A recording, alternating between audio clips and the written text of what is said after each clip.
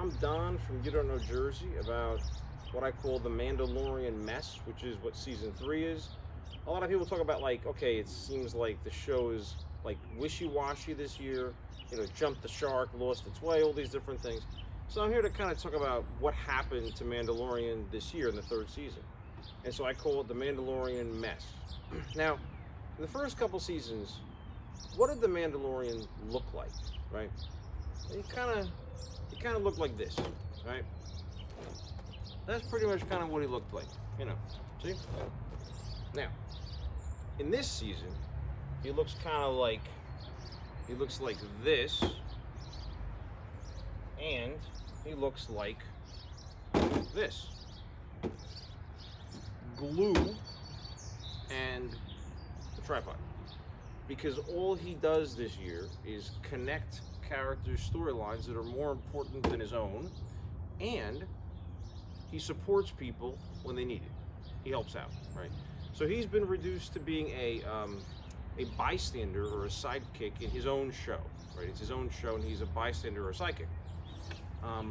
The one scene that sums up perfectly in the 6th episode is where Bo-Katan and Axe Woves, buy me an L, all right?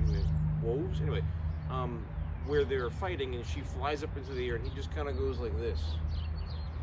He's just a bystander, right? He's helping out here and there. He's like the muscle. He's almost like Moon Knight was whenever they actually brought Moon Knight out on the Marvel show. So anyway, this is why the show feels so weird, right? Greef Karga has a more important storyline than he does in terms of how Navarro is progressing in his leadership position and how he's moved up. Dr. Pershing had a bigger part in the 3rd episode, which was a great episode, although barely involved Mandalorian, and I can understand people complaining about that. But it was an excellent episode about how societies and governments fall, how they basically begin to collapse. Anyway, the point is, that was an excellent episode in terms of progressing the overall universe and the story. However, it had nothing to do with the Mandalorian, and that's the problem. And then Bo-Katan, of course, comes along, and she has an even bigger storyline than Pershing or Karga, which, of course, was alluded to in the 2nd season when, she made her intentions known. But here's the thing about it. So this is the reason why this season seems confusing and why it feels so different from the first 2.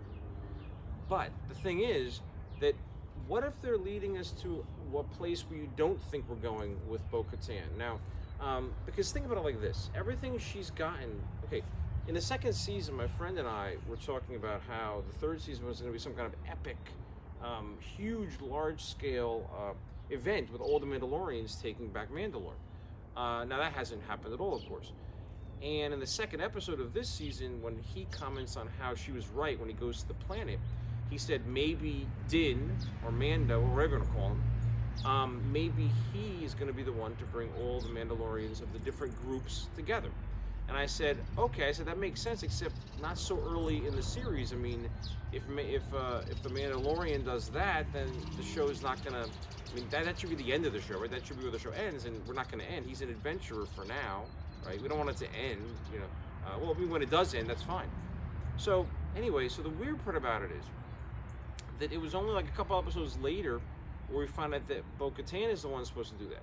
Now, of course, that was already kind of a given based on what happened in season 2. But the interesting part about it is that it's been just so easy for her. It's been like a cakewalk, right? I mean, she goes in the water to help him out, and then all of a sudden, like, she's part of the creed, right? She's like see, what's weird about that is, despite whatever the armorer says, think about what's happened in the 2nd season on. Okay, so the Mandalorian was not happy with with the fact that she took her helmet off, right? And he kind of complained about this, and then she explains to him, no, your group is a specific group. A lot of Mandalorians do take their helmets off, okay? That's great, that's fine. The point is that he was fully accepting of her when she said that. However, she was still complaining about his creed and the way he does things, even in the very episode where she comes to the planet to save him, right? And that's key here. He's much more accepting of her way of life than she is of his. But when she goes back to the planet with him, and the armorer says, okay, you can be one of us now if you feel like it because you're redeemed and blah, blah, blah, she goes along with it, which is very odd because she should have just said, well, I'm out of here, I'm not into this. But you can see that it's ambition is driving her, right? Ambition. And so she's thinking in her head, how can I use this, right? At the end of the episode, she you can even see the way she moves her. It's weird because it's all physical acting when they don't take the helmets off. And so you could see, she's kind of thinking, I can get somewhere with this. And then very key is where, the other character accuses her, so makes fun of her night owl, and then a couple episodes later, she rescues his son, or she leads the rescue for his son, and this is important. Paz Vistula, right? That's the name, or however you say it. The point is that the whole point is if you really look at this, she's doing all of these things as an opportunist. Like, she doesn't care about rescuing his son.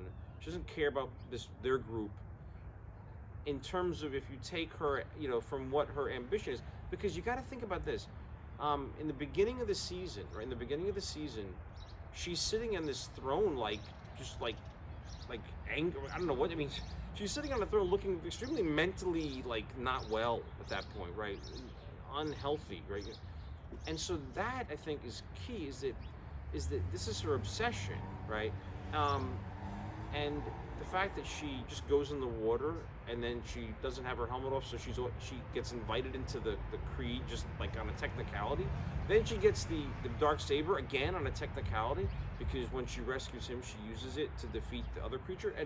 And I did see that coming though. When I saw her raise it above her head and come down and do the final slice, I thought, oh, okay, well, this feels like what she needs to do to get the saber. So I kind of was thinking about that. But then the idea here that then she beats Axe Woves in a battle that was very informal and whatever. I mean, just like a spur of the moment thing. So everything she's done has been super easy. It's just been ridiculously easy so far. It's been like a cakewalk. And this is the thing that's weird. Plus, she doesn't tell Din about she saw the mythosaur. When you hide something from the main character of a show, it means maybe there's something not good about that. Anyway, the point being that it kind of had a flashback to an interview with Katie Sackhoff. It came out around the time she appeared in Mandalorian season 2. The interview was on YouTube, and she talks about her character, and she says something very interesting, which is about her character's ego. I think that there is a little piece of Bo-Katan that I don't think you see coming. She's got something else going on in her mind. Everything she does is purposeful. She's grown into the role of a leader. And I think she finally believes that she is that leader. But there is an ego that comes with that with her, that may or may not work against her. Now, see, what I feel about that is that she knows this, and obviously the writers of the show know this, and it's almost like as if her character, what's happening with her being set up as becoming this leader, she's not fit to lead because of her ego, because of her obsession, because of her ambition, because she's not doing any of this for the right reason, and it's all coming to her way too easily. Now, I don't know what's going to happen. I mean, she could just take over and everything's good and everything's fine, but there's so little conflict here, right? That's the other problem with the show this season. The two problems are Mando has no storyline. That's Greef Karga's nickname for him. Mando has no storyline, right? All these other characters have meaningful things going on. He has nothing. And the fact that she's accomplishing these things either very easily or on complete technicalities. So, it wouldn't surprise me. And they might not do it immediately. They might not do it till the next season or further down the road to show that she is going to get put into a position that she shouldn't be in because of the ease of how she got there and because of the technicalities. By the way, one thing I like to say is that I think the show has still been an excellent show. It's nothing like the train wreck that was Obi-Wan or other Disney shows that are horrible. But I mean, I love episode 3. Episode 3 is so good, so well written, so well paced, so well directed, it's just ridiculous. But I understand people's complaints that Mando wasn't in it very much, right? I can't bring myself to say Din.